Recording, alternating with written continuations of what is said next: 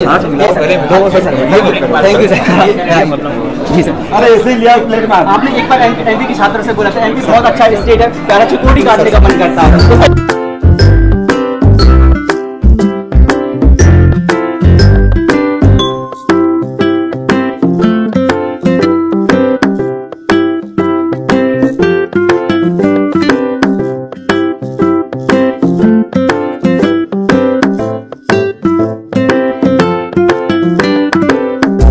मंच पे उपस्थित सभी बंधुओं का और उससे ज्यादा आप सबका धन्यवाद कि इतनी तेज धूप में आप लोग सुनने के लिए बैठे हैं। एक तो स्कूल के बच्चों को तो जबरदस्ती भी बिठाया जा सकता है, तो हो सकता है वो दबाव भी आपके ऊपर हो। आप दबाव में बैठे हैं या खुश होकर बैठे हैं? खुश होकर बैठे हैं क्योंकि जब मैं स्कूल में था तो हमें भी ऐसे बिठाते थे स्कूल में कभी कभी, और जब कोई बोलने आता था तो हमारे मन में भाव आता था कि जितना कम बोले उतना अच्छा रहेगा, क्योंकि धूप बहुत चुभती थी, परेशान करती थी। तो वैसे तो मैं बहुत ज्यादा बोलने का अभ्यस्त हूँ, 1-2 घंटे, पर आज मैं बहुत कम बोलूंगा ताकि आप लोग उतना धूप में परेशान ना हो। कुछ कुछ वैसी होंगी जैसे अम्बेडकर जी की थी, हालांकि वैसी नहीं होंगी।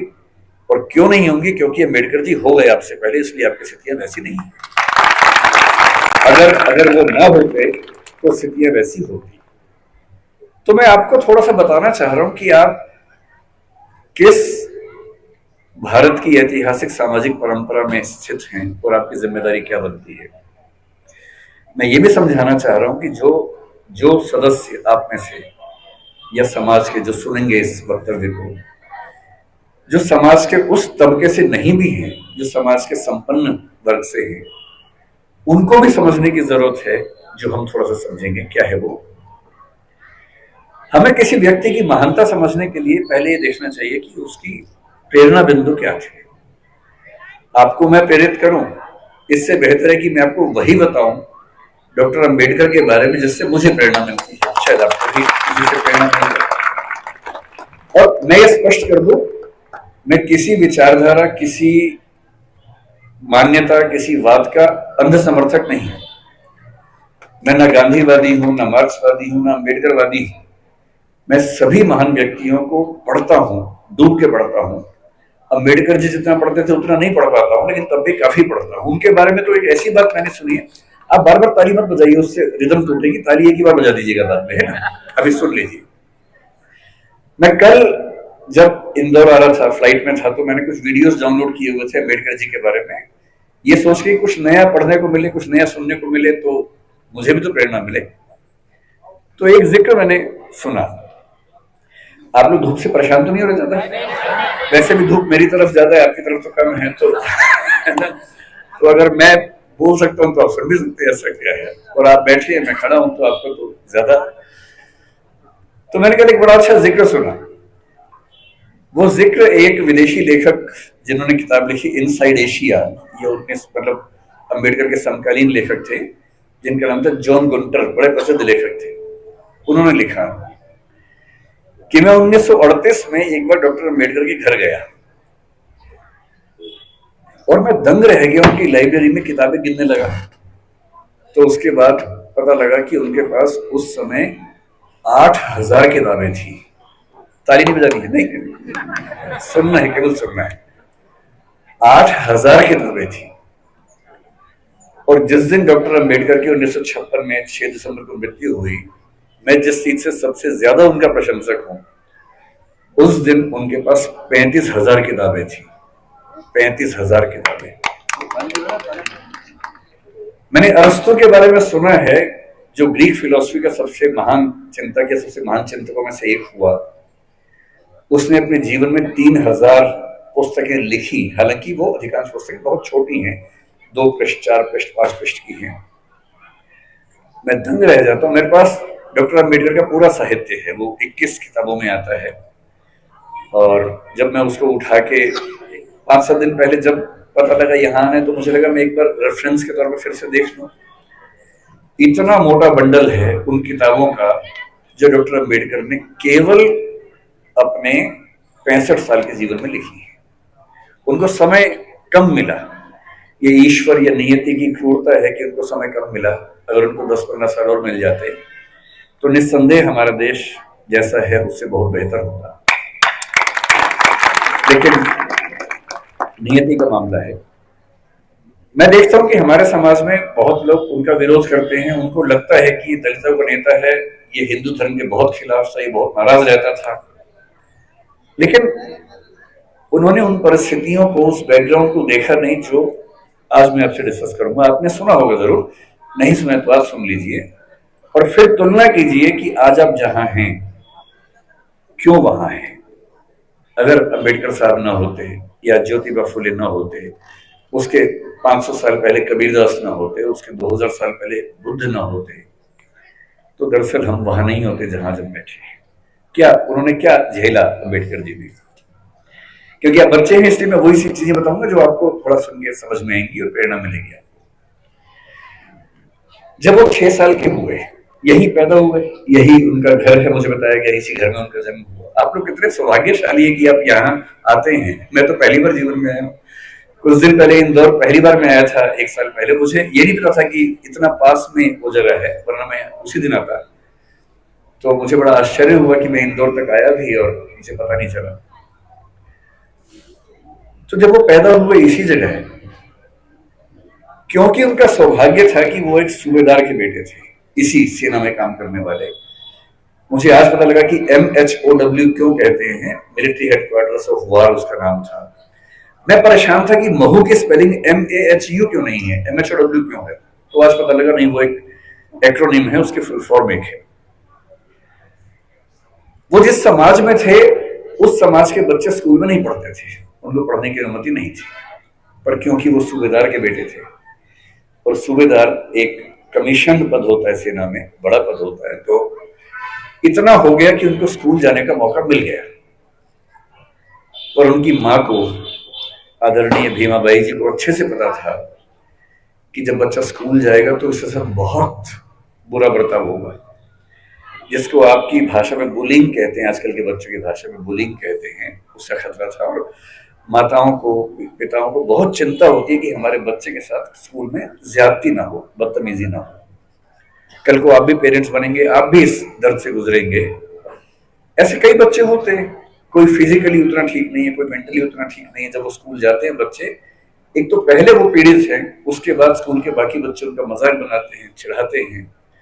पेरेंट्स को इतना दर्द होता है इस बात से, लेकिन क्या करें। तो उनकी माता जी ने, भीमाबाई जी ने कहा कि देख बेटा स्कूल जा रहा है, पहले ही समझा रही हूं, बहुत बुरे अनुभव होंगे, लड़ना मत, झगड़ना मत, विद्रोह करके छोड़ मत देना, क्योंकि पढ़ाई करोगे वो अकेला रास्ता है कि कुछ बड़ा कर पाओगे जीवन में, वरना कोई दूसरा रास्ता नहीं है। इस बात को उस छोटे से बच्चे ने मन में बिठा लिया। वो स्कूल गया। उस स्कूल में पहली बार कोई ऐसा बच्चा आया था जो समाज के अछूत कहे जाने वाले समुदाय का हिस्सा था। जो बाकी बच्चे थे बुरे नहीं थे, पर वो भी अपने अपने घर से सीख रहे थे, अपने समाज से सीख रहे थे। उनको ये पता था कि ऐसे बच्चों के साथ नहीं बैठना है, दूर रहना है। तो व्यवस्था हुई कि वो स्कूल में क्लास के सबसे अंत में, जहां सारे बच्चों के जूते चप्पल रखे हैं, उसके पड़ोस में एक दरी छोटी सी बिछा के बैठेंगे और दरी भी खुद लेके आएंगे ताकि स्कूल में कोई और व्यक्ति अपवित्र ना हो। अब सोच के देखिए, इमेजिन कीजिए उस बच्चे की हालत कि एक बच्चा है, अपने घर से दरी लेके आता है, क्लास के अंत में जहां जूते चप्पल रखे उसके पास में बिछाता है, बैठता है, बाद में लेके जाता है। उसके साथ कोई खाना भी नहीं खाता है, तो वो दीवार की तरफ चेहरा करके अपना भोजन करता है जो घर से लेके आया था। उसको पानी पीने की अनुमति नहीं है। आपने ये सब नहीं झेला होगा, उस बच्चे का सोचिए। याद से केवल और केवल 110 साल पहले की बात मैं कर रहा हूं, बहुत पुरानी बात नहीं है, 115 साल पहले की बात है। उस बच्चे को पानी पीना है और स्कूल में पानी की एक ही व्यवस्था है कि जो पानी का नल है या घड़ा है उसे वो नहीं छू सकता। तो एक चपरासी है जो उसको दूर से पानी देगा तो वो पिएगा, वो घड़ा नहीं छू सकता है। और ये बात कोई और नहीं कह रहा है, डॉक्टर अंबेडकर ने खुद अपनी आत्मकथा लिखी है। वो उस समय छप नहीं पाई थी, छपी 1990 के आसपास है। अंग्रेजी में उस आत्मकथा के कुल 6 अध्याय हैं। उसका नाम है वेटिंग फॉर ए वीजा। ये उन्हीं की पुस्तक है। उसमें केवल 6 अध्याय हैं, जिनमें से 4 अध्यायों में उन्होंने अपने अनुभव बताए हैं और 2 में बाकियों के अनुभव बताए हैं। और जो पहला अनुभव है वो यही अनुभव है। और वो साफ लिखते हैं कि अगर किस दिन बच्चों, अभी मैं जानता हूं बहुत बेचैन हो गए, शरारत करने का मन भी होगा, लेकिन जिनकी बात चल रही है ना, उनके सम्मान में थोड़ा शांत रहें और सुने, है ना, समझें उसको। चंचलता इस उम्र में होती है, लेकिन थोड़ा सुन लीजिए, क्या हो गया, फायदा हो जाएगा, कुछ नया सीखोगे, है ना। आपकी उम्र से बहुत पहले अम्बेडकर जी बहुत सीरियस हो गए थे, इसलिए वो अम्बेडकर जी है। तो अब तो सीरियस हो ही जाना चाहिए। और जिस व्यक्ति की बात चल रही है उसका कितना एहसान है हम पे, आपके समाज पे विशेष रूप से, ये भी समझना चाहिए। जिस दिन चपरासी नहीं आएगा उस दिन पानी नहीं पी सकते। उन्होंने एक वाक्य लिखा अपनी आत्मकथा में, नो पियन नो वाटर। उस समय ऐसी बोतलें नहीं होती थी जो भी आपको बढ़ रही थी, जिन बोतलों के लिए आप हाहाकार मचा रहे थे, उस जमाने में नहीं होती थी। उस जमाने में पियर नहीं आता था तो पानी नहीं मिलता था। उनके नंबर बहुत अच्छे है क्लास में। व्यवस्था थी कि जिसके नंबर जितने अच्छे होंगे वो उतना आगे बैठेगा, पर उनको ये ऑप्शन नहीं था कि वो आगे बैठ सके, उन्हें पीछे ही बैठना था। ये सब झेलते झेलते वो पढ़े। जब 10वीं क्लास में आए, उन्होंने उस बच्चे को, भीमराव को, एक छोटी सी पुस्तक भेंट की जो बुद्ध की जीवनी थी, और कहा कि इसको पढ़ो। अम्बेडकर कहते हैं कि उस पुस्तक को और मैं अपने अध्यापक केलुस्कर जी को जिंदगी भर नहीं भूल पाया। वही केलुस्कर जी बाद में उनको बड़ौदा के महाराज सियाजी राव गायकवाड़ से मिलवाने ले गए, वजीफा दिलवाया, फिर वजीफा बढ़ा, और जब वो एल्फिंसन कॉलेज के विद्यार्थी हुए तो उनको कोलंबिया विश्वविद्यालय जाने के लिए स्कॉलरशिप मिली, वहीं से मिली, बड़ौदा से मिली। और 2013 से 17 आप जानते हैं कि वो 4 साल कोलंबिया में रहे और इतनी मेहनत करते थे। कोलंबिया विश्वविद्यालय से एमए और पीएचडी करने के साथ साथ लंदन स्कूल ऑफ इकोनॉमिक्स से भी एमए और पीएचडी कर डाली। और उन्होंने कहा कि मैं भी बाकी विद्यार्थियों की तरह कुछ घंटे पढ़ के बाकी मौज मस्ती कर सकता था, पर मैंने रोज 21 घंटे पढ़ना चुना ताकि मैं वो सारी सीमाएं दूर कर सकूं जो मैंने अपने समाज में देखी है। 17 में वो भारत वापस आए। अब देखिए स्थिति क्या होती है।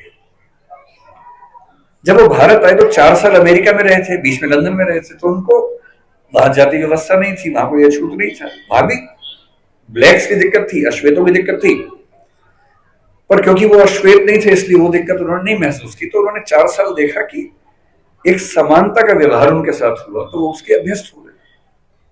अब भारत आए। बड़ौदा महाराज के साथ जो सहमति थी वो ये कि जब वो पढ़ के आएंगे तो बड़ौदा सरकार में सिविल सेवक बनेंगे, दीवान बनेंगे, और उनको बनाया गया, उनको वहां का सैन्य सचिव बनाया गया कि जो सेना का सारा काम है उसको देखने की जिम्मेदारी दी गई। अब सोच के देखिए क्या हुआ उनके साथ। वो व्यक्ति बंबई से बड़ौदा आया, और जब बड़ौदा आया तो उसको लगा कोई तो लेने आएगा, क्योंकि वो महाराज के सिविल सर्वेंट थे। स्टेशन पर कोई लेने नहीं आया उनको, क्योंकि उनका समाज पिछड़ा हुआ था। तो कोई बात नहीं, उतरे, सोचा कि अब कहां रहूं।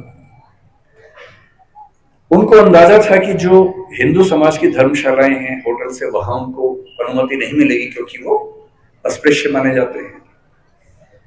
तो काफी ढूंढने के बाद उनको एक पारसी धर्मशाला मिली। ये सब बातें अम्बेडकर जी ने अपनी जीवनी में लिखी है, आत्मकथा में, वहीं से बता रहा हूं, उन्हीं की लिखनी है। क्योंकि पारसी धर्म में तो जाति व्यवस्था नहीं है, तो उनको लगा यहां शायद शांति मिलेगी। वो पारसी धर्मशाला में गए, वहां कमरा लिया। एक ही कमरा था, बड़ा बहुत बुरी हालत में कमरा था, फर्नीचर से भरा हुआ गोदाम जैसा कमरा, उसी के कोने में रहने की व्यवस्था हुई। तो रहने लगे। कुछ देर के बाद उस धर्मशाला का जो केयर टेकर था वो गुस्से में आया और उसने कहा कि तुम पारसी नहीं हो? उन्होंने कहा नहीं, मैं तो पारसी नहीं हूं। तो बोले बताया क्यों नहीं? बोले आपने पूछा नहीं, मैं क्यों बताऊं? लेकिन उस धर्मशाला में कई महीनों से शायद कोई आया ही नहीं था, हालत खराब थी। तो फिर सहमति बनी कि यार तुम ना रजिस्टर में कोई पारसी नाम लिख दो, मैं मैनेज कर लूंगा। और बोले मुझे कुछ दिन में घर मिल ही जाएगा, मैं फिर वहां शिफ्ट हो जाऊंगा। तो एक पारसी नाम कुछ रख के काम चलाया। लेकिन 11 दिन हुए थे अभी, और 11वें दिन लगभग 10 से 15 पारसी युवक हथियार, लाठी, डंडे हाथ में लेके चिल्लाते हुए उनकी तरफ बढ़े। और तब उन्होंने कहा कि एक अछूत आदमी पारसी धर्मशाला में कैसे आ गया, तुमने हमारी धर्मशाला खराब कर दी। अम्बेडकर जी ने कहा कि आपके धर्म में तो जाति व्यवस्था है नहीं। बोले वो सब हमें नहीं पता, भागो यहां से। और खतरा था कि हिंसा हो सकती थी। अंत में तय हुआ कि शाम तक का समय है, छोड़ देना वरना छोड़ेंगे नहीं। डॉक्टर अम्बेडकर अपने ऑफिस गए। ऑफिस में उनकी कुर्सी अलग बनाई गई। उनका चपरासी उनको पानी इस तरह से देता था कि जैसे किसी खराब व्यक्ति को दे रहा हो। फाइलें फेंक के देता था ताकि छू ना दे। आप उस व्यक्ति का मन सोचिए कि जो व्यक्ति इतना पढ़ के आ गया है, अमेरिका से पीएचडी, उनसे हमें मुख्य रूप से 3-4 बातें सीखनी है। उन्होंने कहा कि मैंने जो कुछ सीखा है 3 व्यक्ति से सीखा है। बुद्ध से सीखा, कबीर से सीखा और ज्योतिराव फुले से सीखा। सच बात है कि उन्होंने अपनी मां भीमा बाई से भी बहुत कुछ सीखा, क्योंकि मां ने ही सिखाया था कि भूल के भी झगड़ा मत करना, पढ़ना। और उनकी जिंदगी में एक टर्निंग पॉइंट ये भी था कि जब उनकी मां की मृत्यु हो रही थी तो कोई वैद्य उनके घर तक नहीं आए, क्योंकि वो अछूत महिला थी। तो वैद्य उनके घर में कैसे आ सकता था। और तब उनको लगा कि मेरी मां जिस रोग से मरी वो तो चलो एक दैहिक रोग था, पर ये समाज जिस मानसिक रोग से ग्रस्त है उसका इलाज जरूरी है। जीवन भर उन्होंने वो किया। अम्बेडकर जी से आपको और हमें क्या सीखना चाहिए? मैं तो अपने हिस्से का सीखता हूं, आपको भी क्या सीखना चाहिए? देखिए, जो समाज का वंचित समुदाय है जिसमें हम में से अधिकांश लोग आते हैं, आपको समानता की स्थिति में आना है। अम्बेडकर जी एक बड़ा सुंदर संविधान देश का लेके गए हैं। उस संविधान में एक हिस्सा मूल अधिकारों का है। बहुत इंटरेस्टिंग बात है कि हमारे संविधान के मूल अधिकारों में सबसे पहला अधिकार समानता का है, न कि स्वतंत्रता का है, क्योंकि समानता जरूरी है। और अनुच्छेद 14, 15, 16, 17, 18 ये 5 अनुच्छेद पूरी तरह से समानता को समाप्त करने का प्रयास करते हैं। और आर्टिकल 17 में साफ साफ लिखते हैं अस्पृश्यता का अंत किया जाता है और किसी भी रूप में इसका आचरण निषिद्ध होगा और दंडनीय होगा। अपने मरने से 1 साल पहले दबाव डाल के 1955 में उन्होंने अस्पृश्यता अपराध अधिनियम भी पारित करवा लिया, जिसके तहत अनटचेबिलिटी या अस्पृश्यता को या छुआछूत को अपराध घोषित किया गया। उनसे हमें क्या सीखना चाहिए? आपको क्या सीखना चाहिए?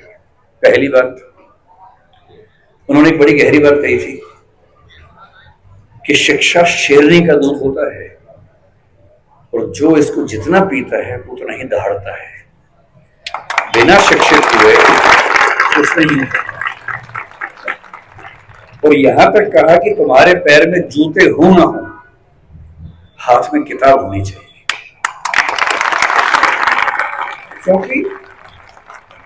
क्योंकि एक जीवन में अगर आप चाहते हैं कई जीवन के बराबर जिंदगी जी के आगे बढ़ना, उसका एक ही रास्ता है, किताबें, पढ़ाई। इसके उदाहरण तो डॉक्टर अम्बेडकर है।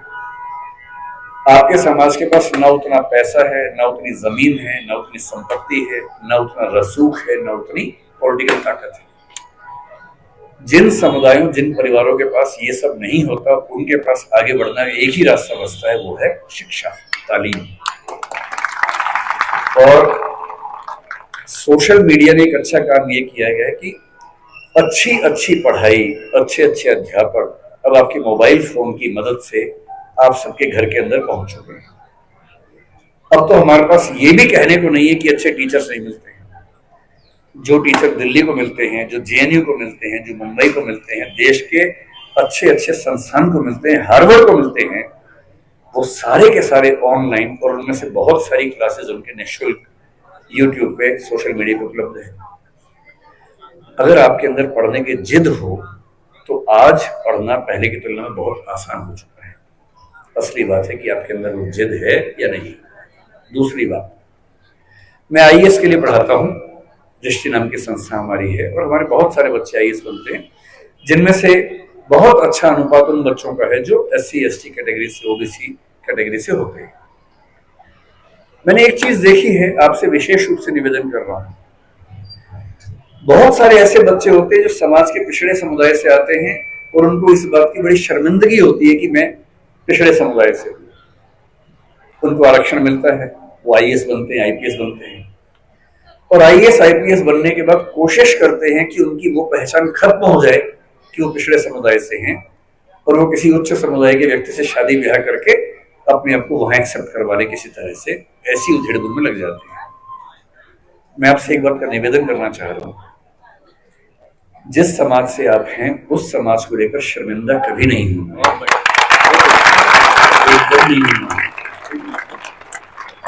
आप सिविल सेवक बनेंगे, नेता बनेंगे, पुलिस वाले बनेंगे, जज बनेंगे, जो भी बनेंगे, आपकी मुख्य जिम्मेदारी संविधान के प्रति है, अपने दायित्वों के प्रति है, एकदम ठीक बात है, उसमें कोई कोताही करने में नहीं चाहिए। पर ध्यान रखना है, आरक्षण के पीछे का मूल तर्क क्या है। आप सोच के देखिए कि इस देश में कुल नौकरियां अगर मैं मान लूं केंद्र में, तो 1 लाख के आसपास, जिनमें SC समाज की 15,000 के आसपास होंगे। SC समाज की कुल आबादी अगर हम देखें, इसमें 16% से ऊपर आबादी है। अगर 150 करोड़ दिमाग में रखने या 140 करोड़ रखने, तो 23 करोड़ के आसपास आबादी दलित समाज की या SC समाज की भारत में। 23 करोड़ में से अगर 15,000 लोग नौकरी पा लेंगे, क्या इससे दलित समाज की आर्थिक स्थिति बेहतर हो जाएगी? नहीं होगी, वो तो 15,000 की होगी। तो आरक्षण क्यों दिया जाता है? आरक्षण का उद्देश्य ये नहीं है कि लोग अमीर हो जाए, वो तो 15,000 होंगे। आरक्षण का उद्देश्य ये है कि जब पूरे एक गांव में एक दलित बच्चा या ST बच्चा या OBC बच्चा आईएएस बनता है या जज बनता है, उस गांव के हर व्यक्ति को कॉन्फिडेंस आ जाता है कि दिक्कत आएगी तो मेरा छोटा भाई मेरे साथ खड़ा हुआ है, और आपको वो छोटा भाई छोटी बहन बनना है। जिस दिन आप सफल हो जीवन में, आपके समाज ने बहुत आहुति दी है आपकी सफलता में, और आप जिंदगी भर भी उनकी मदद करेंगे तो अपना उधार चुका नहीं पाएंगे। कोई ऐसा काम नहीं करना जो गैर कानूनी हो, जो असंवैधानिक हो, ऐसा नहीं करना है। अपनी नौकरी की हदों में रहना है, अपने नियमों का पालन करना है। लेकिन जैसे आप आईएएस बनेंगे, आपके परिवार में कोई संकट में होगा, उसकी हेल्प करेंगे। ठीक वैसे आपके समाज में कोई संकट में है, पुलिस यदि उसके साथ बदतमीजी कर रही है, गैर कानूनी कृत्य कर रही है, तो उस पुलिस को आप फोन करेंगे तो उसके साथ कुछ गलत नहीं होगा, ये आप पक्का कर सकते हैं। अंबेडकर साहब से सीखना चाहिए कि मैं जिस पृष्ठभूमि से हूं उस पर शर्माना नहीं है। अगर वो पीछे की स्थिति है तो उससे लड़ना है, और अपने साथ साथ अपने पूरे समाज को मुख्य धारा में लाने के लिए एड़ी चोटी का जोर लगाना है, ये सीखना है। तो पहली बात सीखनी है पढ़ाई, दूसरी बात सीखनी है अपने समाज का साथ देना, पीछे कोई भी हट सकता है। जाति को लेकर कबीरदास ने बड़ी गहरी बात कही थी कि व्यक्ति की पहचान उसकी योग्यता से होनी चाहिए, मेहनत से होनी चाहिए, जाति में क्या रखा हुआ है। उन्होंने कहा, जाति ना पूछो साधु की, पूछ लीजिए ज्ञान, ज्ञान पूछो, मोल करो तलवार का, पड़ी रहन दो म्यान। म्यान में क्या रखा है? तलवार की कीमत है। और यदि हम कहते हैं कि पिछड़े समाज के लोग पढ़ने में पीछे हैं, तो ऐसा क्या था कि एक बच्चे को मौका मिला और वो पूरी संविधान सभा में सबसे ज्यादा पढ़ा लिखा व्यक्ति बन गया? इसका मतलब है कि अवसर मिले, जुनून हो तो व्यक्ति कुछ भी कर सकता है। और मेरे पास जो मेरे प्रेरणा स्रोत हैं बहुत सारे हैं, उनमें से एक डॉक्टर अंबेडकर हैं। जब जब मैं इस रूप में प्रेरित होना चाहता हूं कि किन व्यक्तियों ने अपनी जिंदगी की आहुति देकर एक पूरे समाज, एक पूरे राष्ट्र की जिंदगी बदली, मुझे अब्राहम लिंकन, पिछड़े समाज के लोग पढ़ने में पीछे हैं, तो ऐसा क्या था कि एक बच्चे को मौका मिला और वो पूरी संविधान सभा में सबसे ज्यादा पढ़ा लिखा व्यक्ति बन गया? इसका मतलब है कि अवसर मिले, जुनून हो तो व्यक्ति कुछ भी कर सकता है। और मेरे पास जो मेरे प्रेरणा स्रोत हैं बहुत सारे हैं, उनमें से एक डॉक्टर अंबेडकर हैं। जब जब मैं इस रूप में प्रेरित होना चाहता हूं कि किन व्यक्तियों ने अपनी जिंदगी की आहुति देकर एक पूरे समाज, एक पूरे राष्ट्र की जिंदगी बदली, मुझे अब्राहम लिंकन, मैरी गूज, रोजा पार्क्स, डॉक्टर अंबेडकर ऐसे कुछ नाम याद आते हैं।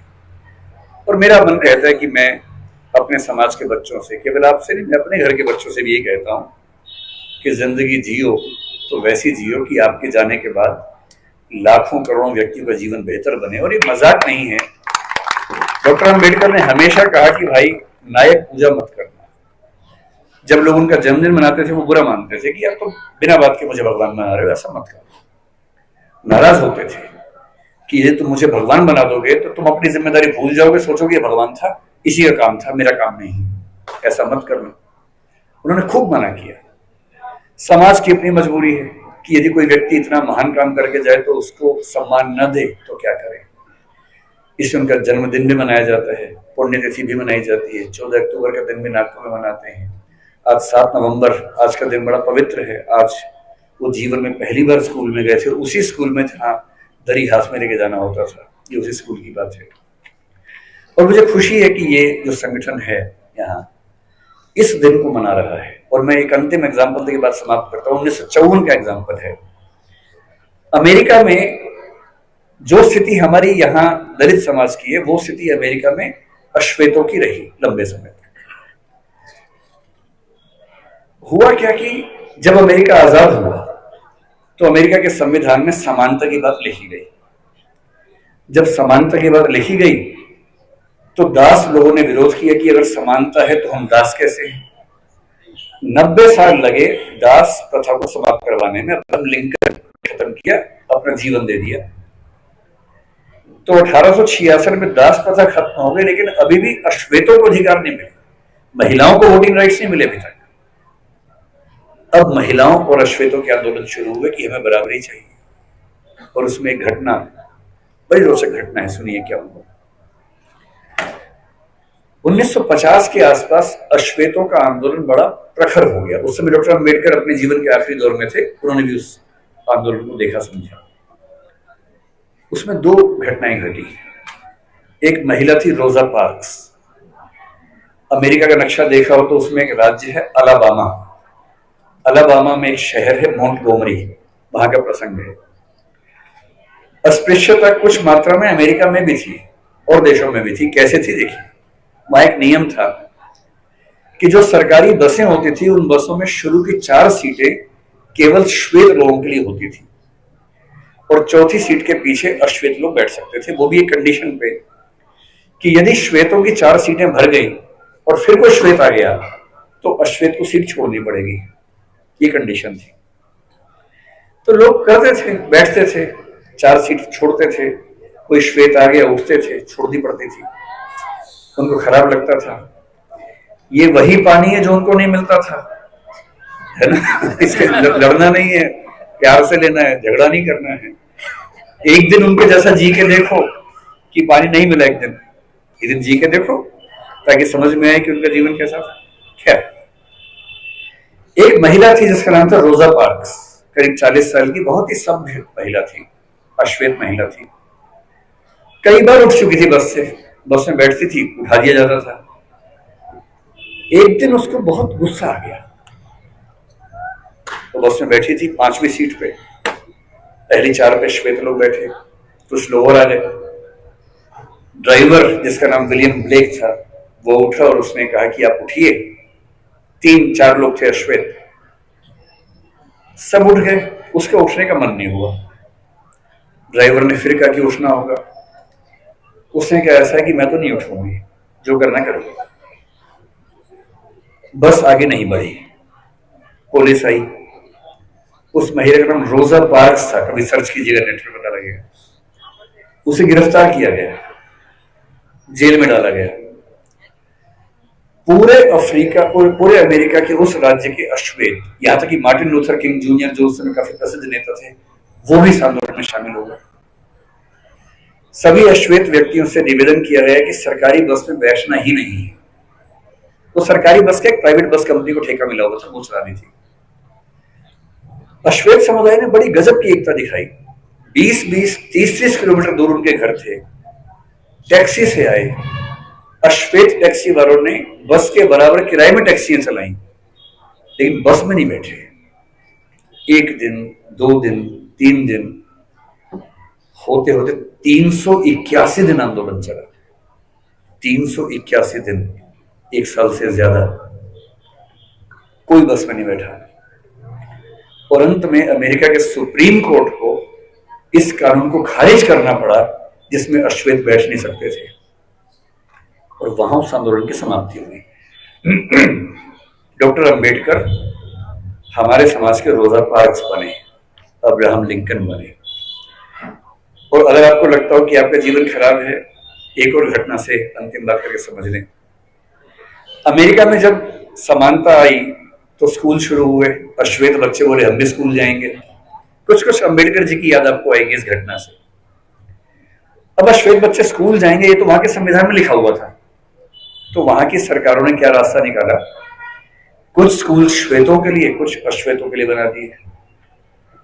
मामला सुप्रीम कोर्ट में गया कि भैया क्या समानता है, हम भी उसी स्कूल में पढ़ेंगे। तो सुप्रीम कोर्ट ने फैसला दिया कि नहीं, समानता का मतलब सिर्फ इतना है कि आपको स्कूल मिलेगा, अच्छी गुणवत्ता का मिलेगा, लेकिन अगर अलग अलग स्कूल है तो इसमें कोई दिक्कत नहीं है। तो ये व्यवस्था ठीक है कि अश्वेतों का स्कूल अलग, श्वेतों का स्कूल अलग। अब ये बड़ी दिक्कत थी अश्वेतों को, आंदोलन चलता रहा।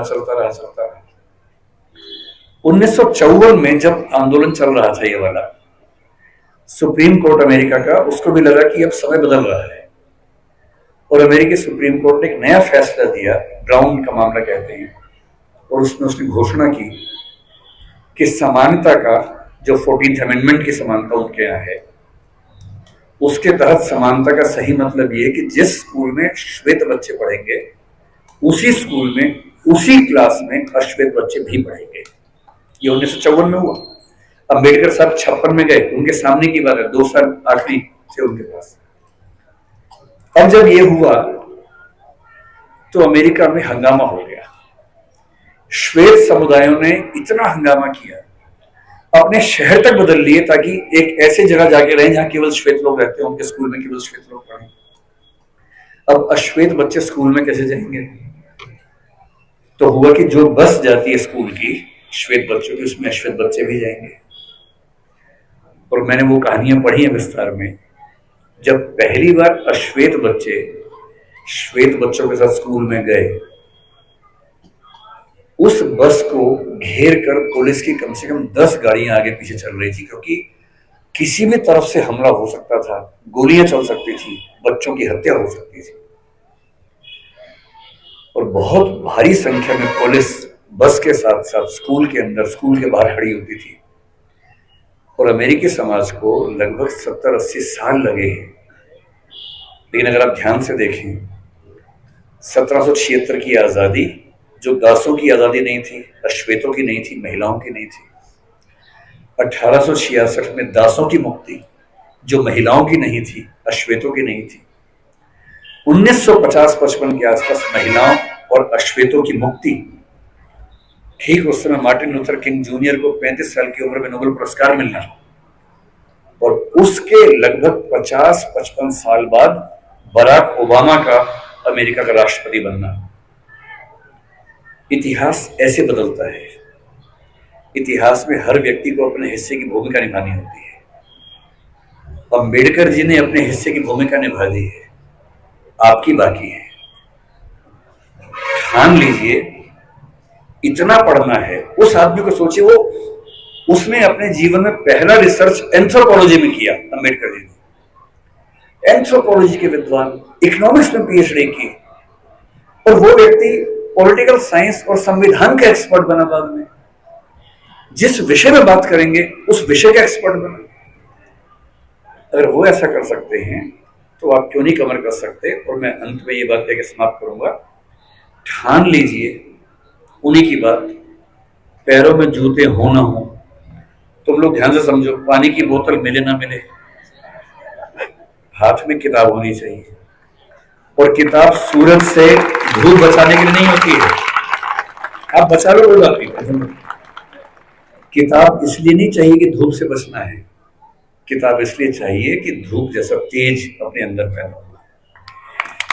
और